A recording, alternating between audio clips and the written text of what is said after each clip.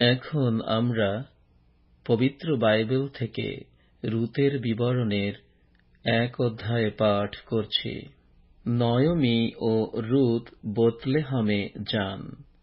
আর বিচার কর্তৃগণের কর্তৃত্বকালে দেশে একবার দুর্ভিক্ষ হয়। আর বেথলেহেম যিহুদার একটি পুরুষ তাহার স্ত্রী ও 2 পুত্র মোয়াব দেশে প্রবাস করিতে যায়। সেই পুরুষটির নাম ইলিমেলক, তাহার স্ত্রীর নাম নয়মি, এবং তাহার 2 পুত্রের নাম মহলোন ও কিলিয়ন। ইহারা বেথলেহেম যিহুদা নিবাসী ইফ্রাথীয়। ইহারা মোয়াব দেশে গিয়া সেখানে থাকিয়া গেল। পরে নয়মির স্বামী ইলিমেলক মরিল, তাহাতে সে ও তাহার 2 পুত্র অবশিষ্ট থাকিল। পরে সেই 2 জনে 2 মোয়াবিয়া কন্যাকে বিবাহ করিল। একজনের নাম অর্পা, আর একজনের নাম রূত। আর তাহারা অনুমান 10 বৎসর কাল সেই স্থানে বাস করিল।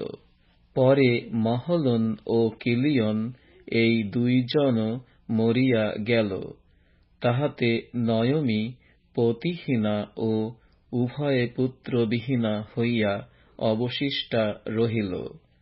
তখন সেই 2টি পুত্রবধূকে সঙ্গে লইয়া মোয়াব দেশ হইতে ফিরিয়া যাইবার জন্য উঠিল। তখন সে 2টি পুত্রবধূকে সঙ্গে লইয়া মোয়াব দেশ হইতে ফিরিয়া যাইবার জন্য উঠিল, কারণ সে মোয়াব দেশে শুনিতে পাইয়াছিল যে সদাপ্রভু আপন প্রজাদের তত্ত্বাবধান করিয়া তাহাদিগকে খাদ্যদ্রব্য দিয়াছেন।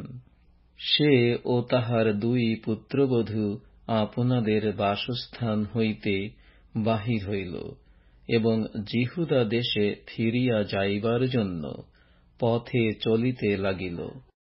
তখন নয়মি 2 পুত্রবধূকে কহিল, তোমরা আপন আপন মাতার বাটিতে ফিরিয়া যাও। মৃতদের প্রতি ও আমার প্রতি তোমরা যেরূপ দয়া করিয়াছ, সদাপ্রভু তোমাদের প্রতি তদ্রূপ দয়া করুন। তোমরা উভয়ে যেন স্বামীর বাটিতে বিশ্রাম পাও, সদাপ্রভু তোমাদিগকে এই বর দিউন। পরে সে তাহাদিগকে চুম্বন করিল, তাহাতে তাহারা উচ্চৈঃস্বরে রোদন করিল। আর তাহারা তাহাকে কহিল, না, আমরা তোমারই সহিত তোমার লোকদের নিকটে ফিরিয়া যাইব। নয়মি কহিল, হে আমার বৎসারা, ফিরিয়া যাও। তোমরা আমার সহিত কেন যাইবে? তোমাদের স্বামী হইবার জন্য এখনো কি আমার গর্ভে সন্তান আছে? হে আমার বৎসারা, ফিরো, চলিয়া যাও, কেননা আমি বৃদ্ধা, পুনরায় বিবাহ করিতে পারি না।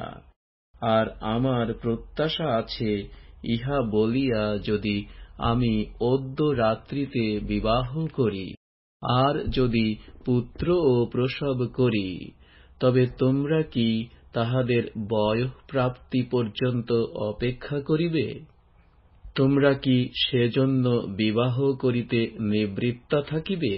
হে আমার বৎসারা, তাহা নয়, তোমাদের জন্য আমার বড়ই দুঃখ হইয়াছে, কেননা সদাপ্রভুর হস্ত আমার বিরুদ্ধে প্রসারিত হইয়াছে। পরে তাহারা পুনর্বার উচ্চৈঃস্বরে রোদন করিল, এবং অর্পা আপন শাশুড়িকে চুম্বন করিল, কিন্তু রূত তাহার প্রতি অনুরক্তা রহিল। তখন সে কহিল, ওই দেখো, তোমার যা আপন লোকদের ও আপন দেবতার নিকটে ফিরিয়া গেল, তুমিও তোমার যার পিছে পিছে ফিরিয়া যাও। তখন সে কহিল, ওই দেখো, তোমার যা আপন লোকদের ও আপন দেবতার নিকটে ফিরিয়া গেল, তুমিও তোমার যার পিছে পিছে ফিরিয়া যাও। কিন্তু রুৎ কহিল, তোমাকে ত্যাগ করিয়া যাইতে, তোমার পশ্চাৎগমন হইতে ফিরিয়া যাইতে আমাকে অনুরোধ করিও না। তুমি যেখানে যাইবে আমিও তথায় যাইব, এবং তুমি যেখানে থাকিবে আমিও তথায় থাকিব। তোমার লোকই আমার লোক, তোমার ঈশ্বরই আমার ঈশ্বর। তুমি যেখানে মরিবে আমিও তথায় মরিব, সেই স্থানেই কবর প্রাপ্ত হইব। কেবল মৃত্যু ব্যতীত আর কিছুই যদি আমাকে ও তোমাকে পৃথক করিতে পারে, তবে সদাপ্রভু আমাকে অমুক ও ততোধিক দণ্ড দিউন।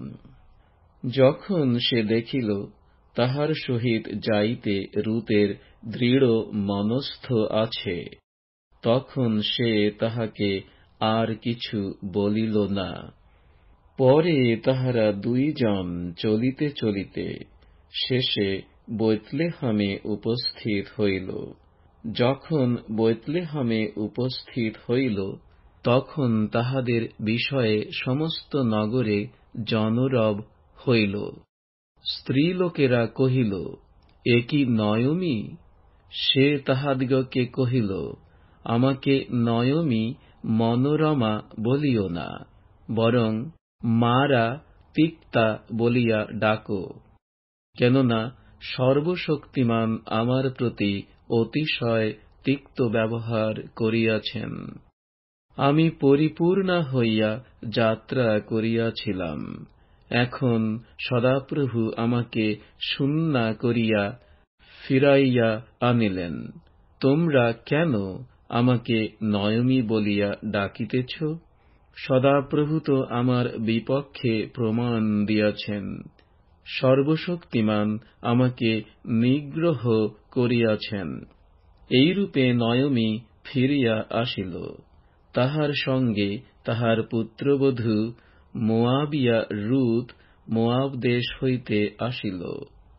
জব কাটা আরম্ভ হইলেই তাহারা বৈতলেহমে উপস্থিত হইল। এখন আমরা পবিত্র বাইবেল থেকে রূতের বিবরণের 1 অধ্যায় পাঠ করছি। নয়মি ও রুৎ বৈতলেহমে যান।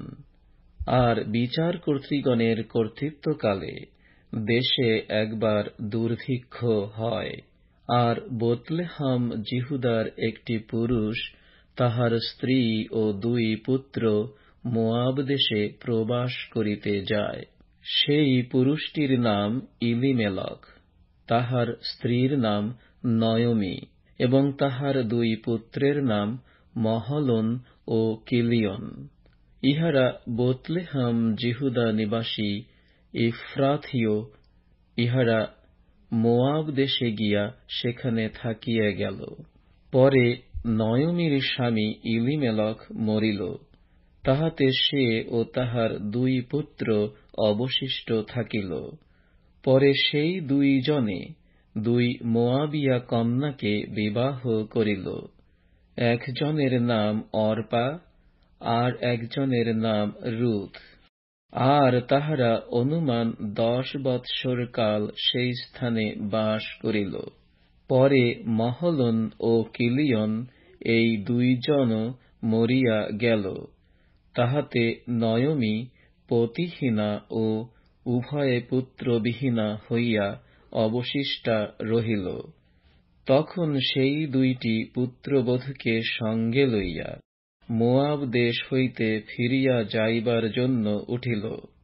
তখন সে 2টি পুত্রবধূকে সঙ্গে লইয়া মোয়াব দেশ হইতে ফিরিয়া যাইবার জন্য উঠিল, কারণ সে মোয়াব দেশে শুনিতে পাইয়াছিল যে সদাপ্রভু আপন প্রজাদের তত্ত্বাবধান করিয়া তাহাদিগকে খাদ্যদ্রব্য দিয়াছেন। সে ও তাহার 2 পুত্রবধূ আপনাদের বাসস্থান হইতে বাহির হইল, এবং যিহুদা দেশে ফিরিয়া যাইবার জন্য পথে চলিতে লাগিল। তখন নয়মী দুই পুত্রবধূকে কহিল, তোমরা আপন আপন মাতার বাটিতে ফিরিয়া যাও। মৃতদের প্রতি ও আমার প্রতি তোমরা যেরূপ দয়া করিয়াছ, সদাপ্রভু তোমাদের প্রতি তদ্রূপ দয়া করুন। তোমরা উভয়ে যেন স্বামীর বাটিতে বিশ্রাম পাও, সদাপ্রভু তোমাদিগকে এই বর দিউন।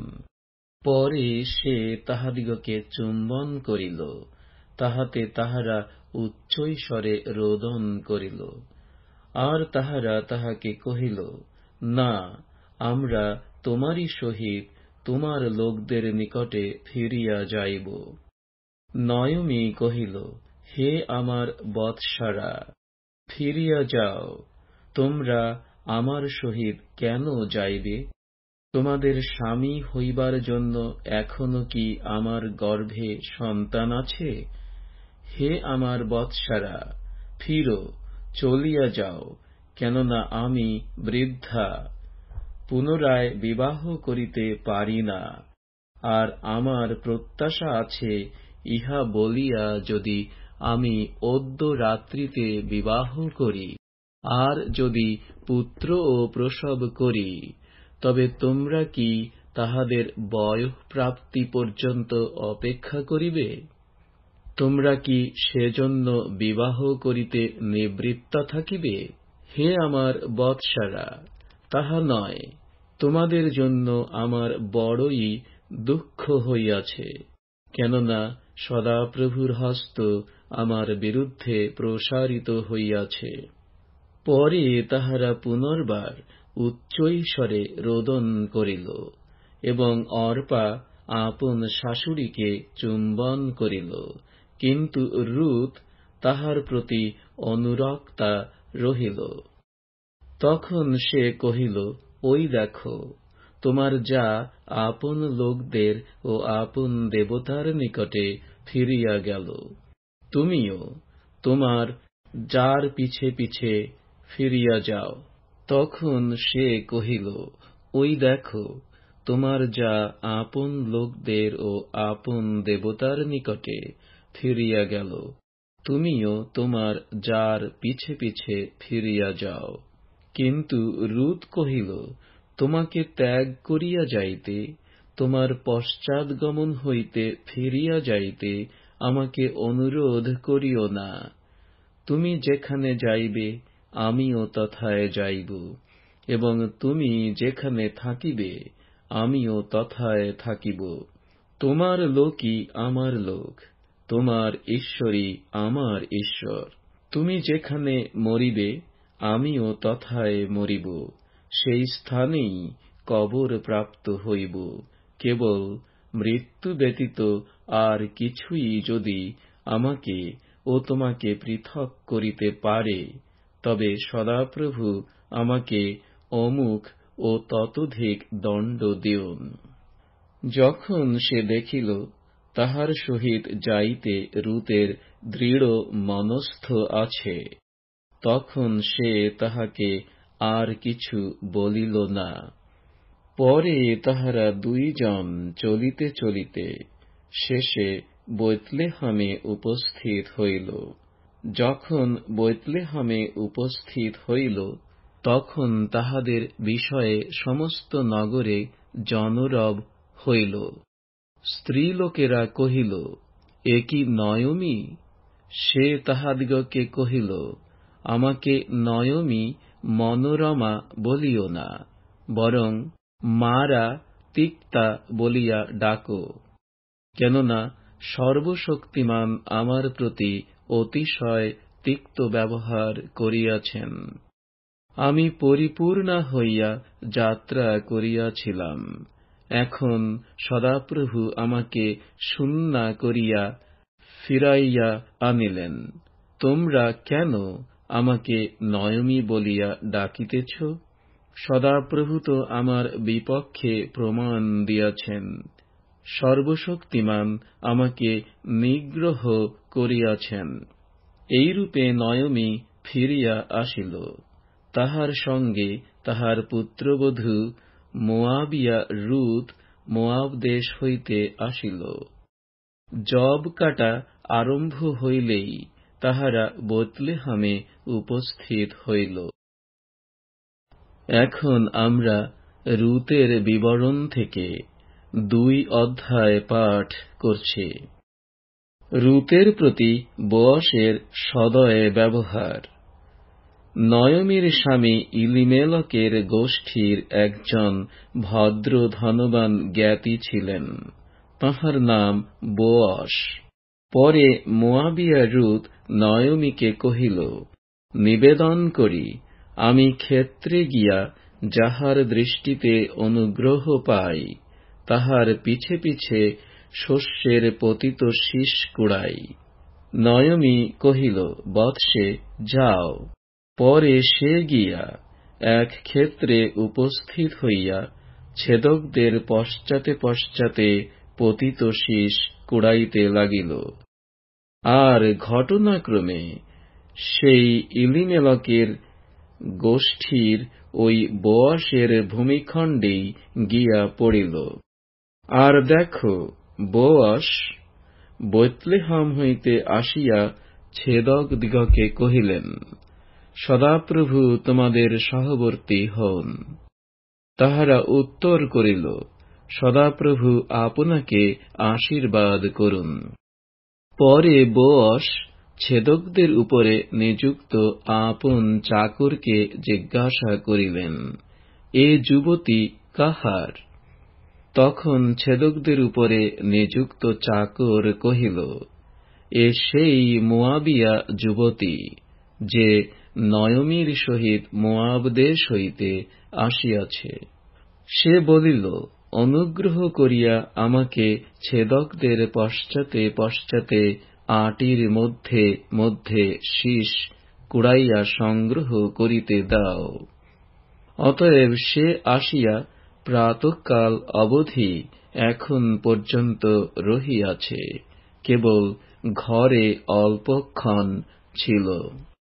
পরে বোয়াস রূতকে কহিলেন, বৎসে, বলি শুনো, তুমি কুড়াইতে অন্য ক্ষেত্রে যাইও না, এখান হইতে চলিয়া যাইও না, কিন্তু এখানে আমার যুবতী দাসীদের সঙ্গে সঙ্গে থাকো।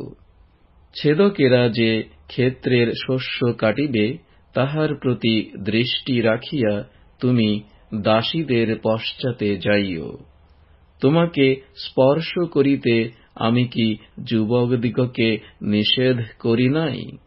আর পিপাসা পাইলে তুমি পাত্রের নিকটে গিয়া যুবকগণ যে জল তুলিয়াছে তাহা হইতে পান করিও।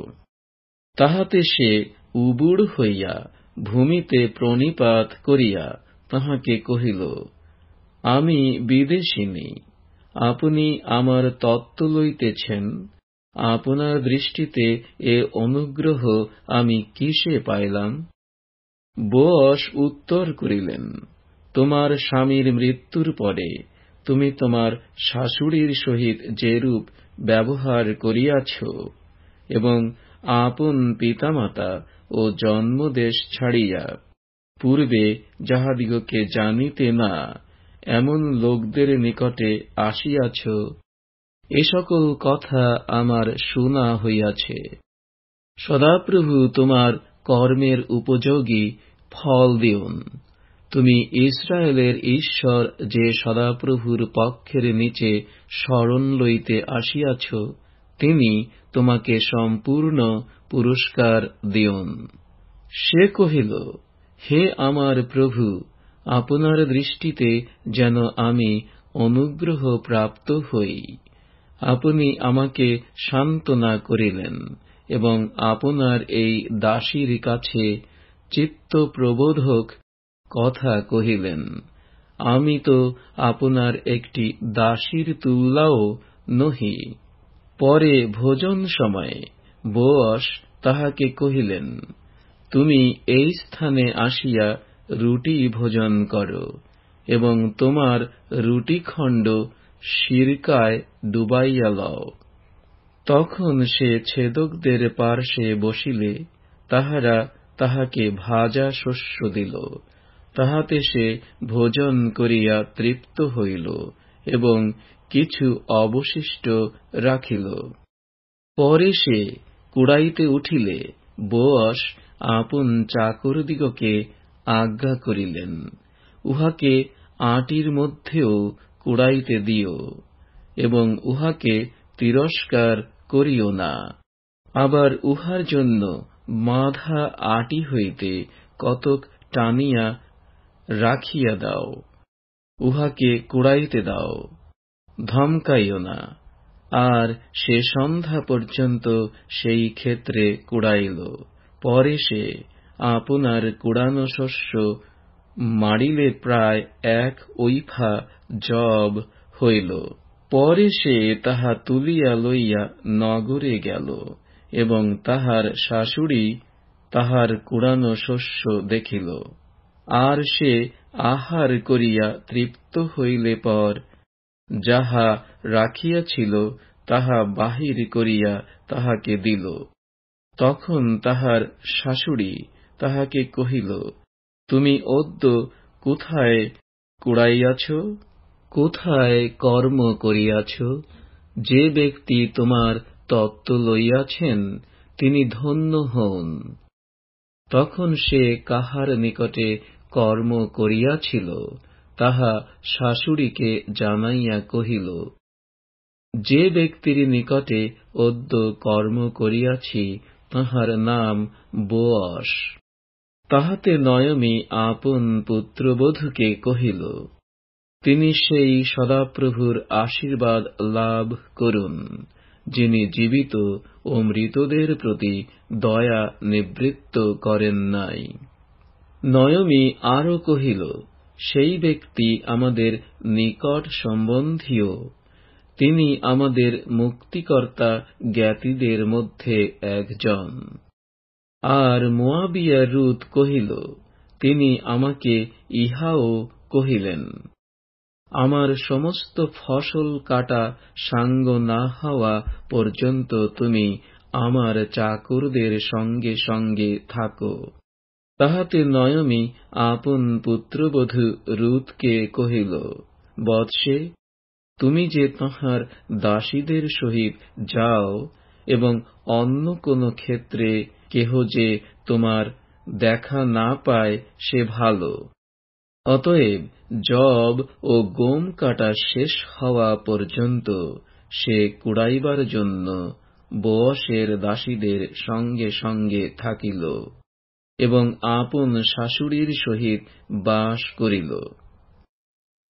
এখন আমরা রুতের বিবরণের 3 অধ্যায় পাঠ করছি।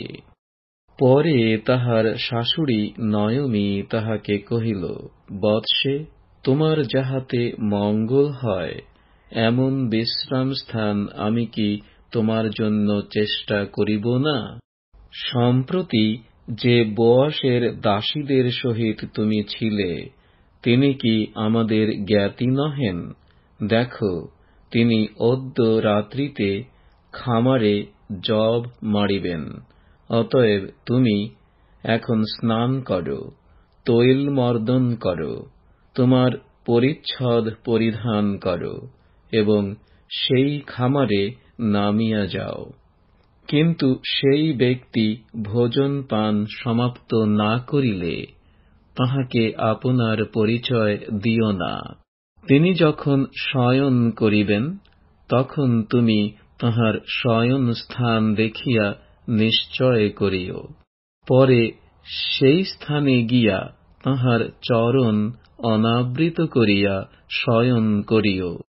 তাহাতে তিনি আপনি তোমার কর্তব্য তোমাকে কহিবেন।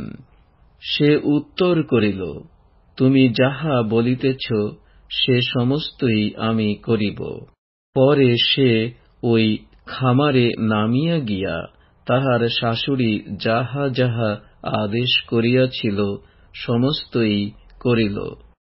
ফলত বোয়াস ভোজন পান করিলেন ও তাহার অন্তঃকরণ প্রফুল্ল হইলে তিনি শস্য রাশির প্রান্তে শয়ন করিতে গেলেন। আর রুথ ধীরে ধীরে আসিয়া তাহার চরণ অনাবৃত করিয়া শয়ন করিল। পরে মধ্যরাত্রে ওই পুরুষ চকিত হইয়া পার্শ্ব পরিবর্তন করিলেন, আর দেখো, এক স্ত্রী তাহার চরণ সমীপে শুইয়া আছে। তখন তিনি জিজ্ঞাসা করিলেন, তুমি কে গা? সে উত্তর করিল, আমি আপনার দাসী রুথ। আপনার এই দাসীর উপরে আপনি নিজ পক্ষ বিস্তার করুন, কারণ আপনি মুক্তিকর্তা জ্ঞাতি। তিনি কহিলেন, ওই বৎসে, তুমি সদাপ্রভুর আশীর্বাদ পাত্রী, কেননা ধনবান কি দরিদ্র কোন যুবা পুরুষের অনুগামিনী না হওয়াতে তুমি প্রথমাপেক্ষা শেষে অধিক সুশীলতা দেখাইলে।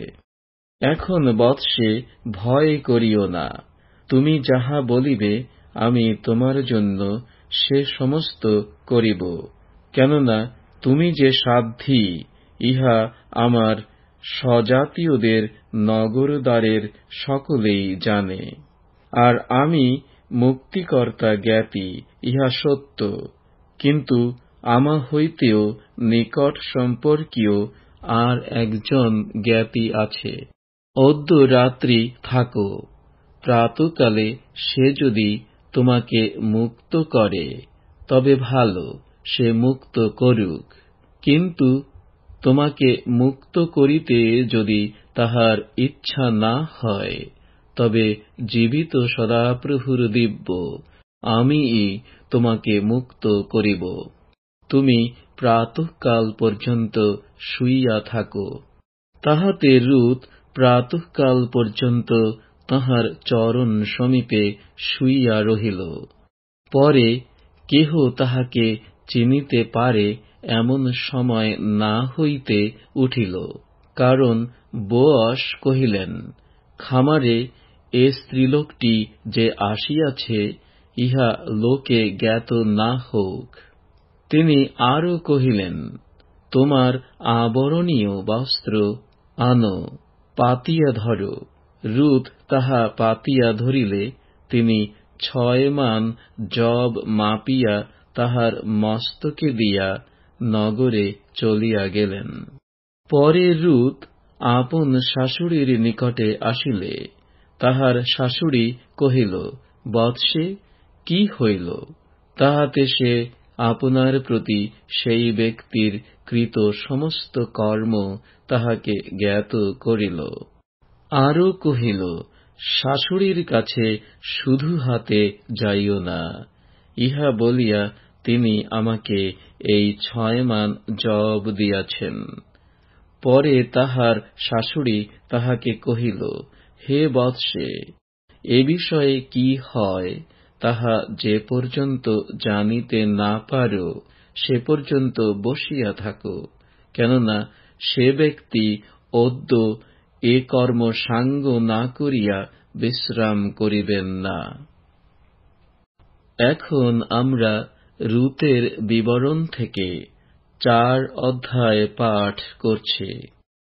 রুতের সহিত বোআজের বিবাহ। পরে বোআজ নগরদ্বারে উঠিয়া গিয়া সেই স্থানে বসিলেন। আর দেখো, যে মুক্তিকর্তা জ্ঞাতির কথা বোআজ বলিয়াছিলেন, সেই ব্যক্তি পথ দিয়া আসিতেছিল। তাহাতে বোআজ তাহাকে বলিলেন, ওহে অমুক, পথ ছাড়িয়া এই স্থানে আসিয়া বস। তখন সে পথ ছাড়িয়া আসিয়া বসিল। পরে বোআজ নগরের 10 জন প্রাচীনকে লইয়া কহিলেন, আপনারাও এই স্থানে বসুন। তাহারা বসিলেন।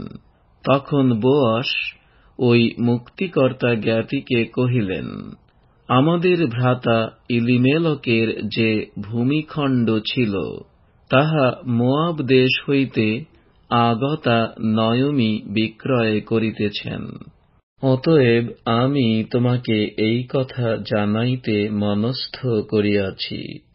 তুমি এই সমাসীন লোকদের সাক্ষাতে ও আমার স্বজাতীয়দের প্রাচীন বর্গের সাক্ষাতে তাহা ক্রয় করো।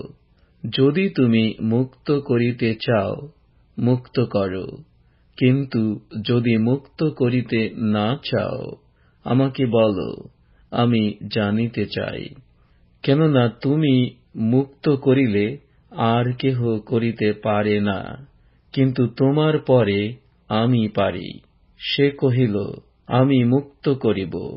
তখন বোয়াস কহিলেন, তুমি যে দিবসে নয়মীর হস্ত হইতে সেই ক্ষেত্র ক্রয় করিবে, সেই দিবসে মৃত ব্যক্তির অধিকারে তাহার নাম উদ্ধারার্থে তাহার স্ত্রী মোয়াবিয়া রুথ হইতেও তাহা ক্রয় করিতে হইবে।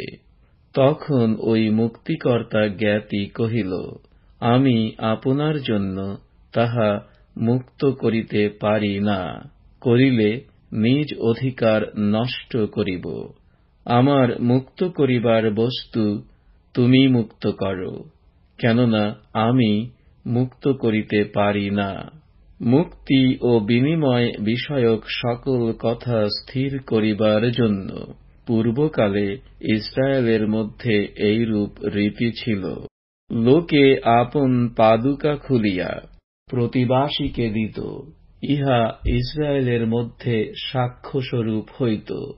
অতএব সেই মুক্তিকর্তা জ্ঞাতি যখন বোয়াসকে কহিল, তুমি আপনি তাহা ক্রয় করো, তখন সে আপনার পাদুকা খুলিয়া দিল। পরে বোয়াস প্রাচীনবর্গকে ও সকল লোককে কহিল, অদ্য আপনারা সাক্ষী হইলেন। ইলিমেলকের যাহা যাহা ছিল এবং কিলিয়নের ও মহলনের যাহা যাহা ছিল, সে সমস্ত আমি নয়মীর হস্ত হইতে ক্রয় করিলাম। আর আপন ভ্রাতৃগণের মধ্যে ও আপন বসতিস্থানের দ্বারে সেই মৃত ব্যক্তির নাম যেন লুপ্ত না হয়, এই জন্য সেই মৃত ব্যক্তির অধিকারে তাহার নাম উদ্ধারার্থে আমি আপন স্ত্রীরূপে মহলনের স্ত্রী মোয়াবিয়া রুথকেও ক্রয় করিলাম। অদ্য আপনারা সাক্ষী হইলেন। তাহাতে নগরদ্বারবর্তী সমস্ত লোক ও প্রাচীনবর্গ কহিলেন, আমরা সাক্ষী হইলাম। যে স্ত্রী তোমার কুলে প্রবিষ্ট হইল, সদাপ্রভু তাহাকে রাহেল ও লেয়ার তুল্য করুন, যে দুইজন ইসরায়েলের কুল নির্মাণ করিয়াছিলেন। আর ইফ্রাথায় তোমার ঐশ্বর্য ও বেতলেহেমে তোমার সুখ্যাতি হোক। সদাপ্রভু সেই যুবতীর গর্ভ হইতে যে সন্তান তোমাকে দিবেন, তাহা দ্বারা তামরের গর্ভজাত জিহুদার পুত্র পেরসের কুলের ন্যায় তোমার কুল হোক। পরে বোয়াস রুথকে বিবাহ করিলে তিনি তাঁহার স্ত্রী হইলেন, এবং বোয়াস তাঁহার কাছে গমন করিলে তিনি সদাপ্রভু হইতে গর্ভধারণ শক্তি পাইয়া পুত্র প্রসব করিলেন। পরে স্ত্রীলোকেরা নয়মীকে কহিল, ধন্য সদাপ্রভু, তিনি অদ্য তোমাকে মুক্তিকর্তা জ্ঞাতি হইতে বঞ্চিত করেন নাই। তাঁহার নাম ইসরায়েলের মধ্যে বিখ্যাত হোক। এই বালকটি তোমার প্রাণ পুনরায় সুস্থ করিবে ও বৃদ্ধাবস্থায় তোমার প্রতিপালক হইবে। কেননা যে তোমাকে ভালোবাসে ও তোমার পক্ষে 7 পুত্র হইতেও উত্তমা, তোমার সেই পুত্রবধূই ইহাকে প্রসব করিয়াছে। তখন নয়মী বালকটিকে লইয়া নিজের কোলে রাখিল ও তাহার ধাত্রী হইল। পরে নয়মীর এক পুত্র জন্মিল, এই বলিয়া তাহার প্রতিবাসিনীগণ তাহার নাম রাখিল, তাহারা তাহার নাম ওবেদ রাখিল। সে যিশয়ের পিতা, আর যিশয় দাউদের পিতা। পেরসের বংশাবলী এই। পেরসের পুত্র হিস্রোন, হিস্রোনের পুত্র রাম, রামের পুত্র অম্মিনাদব, অম্মিনাদবের পুত্র নহশন, নহশনের পুত্র সলমন, সলমনের পুত্র বোয়স, বোয়সের পুত্র ওবেদ, ওবেদের পুত্র যিশয় ও যিশয়ের পুত্র দাউদ।